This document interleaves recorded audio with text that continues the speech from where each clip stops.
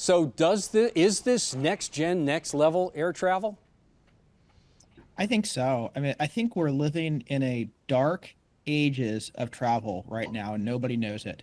It was a longer period of time from the jet to today than it was from the Wright brothers to the jet. We've had no speed up in passenger air travel since 1958, not one that was mainstream. And in so many ways, we've just gone backwards in comfort and convenience. And I think that's a tragedy. There's no good reason for it. We need to go faster. We need to make the world more connected. We need to make humanity more mobile. Blake, was the turning point for you, as you say this, around the innovation of air travel, is the turning point that you solved for the boom of supersonic air travel? Is that what did it? That actually was sort of a bonus along the way.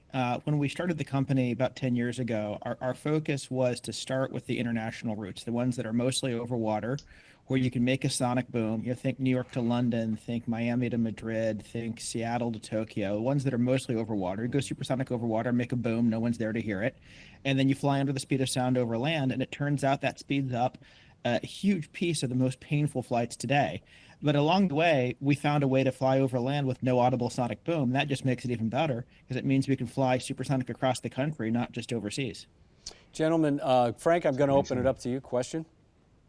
Yes, I guess, the big elephant in the room still is how are tariffs going to affect your current operations?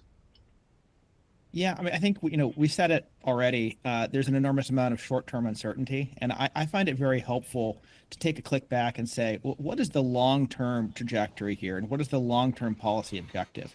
And I think what we're really seeing is this administration is pulling every lever in favor of American reindustrialization. And if we go back to really how the Allies won World War II. We didn't go into World War II with a defense industrial base, but we went into it with the commercial industrial base that was the envy of the world. And Ford and Boeing and Douglas all pivoted to make defense products. And but since then, we've really had the hollowing out of American industry, and we've seen many of the most advanced factories, many of the most advanced manufacturing capabilities go overseas, mostly go to China. And in a world where we're post Cold War, we're post World War II, everybody's peaceful, we all just get along, maybe that's okay, but that's not the world we live in. And we've got a lot of countries like China that are not friendly. And so I think what we're seeing is simultaneously pulling of all the levers for American reindustrialization. There's deregulation, there's removing of barriers to building things, removing barriers to having more energy.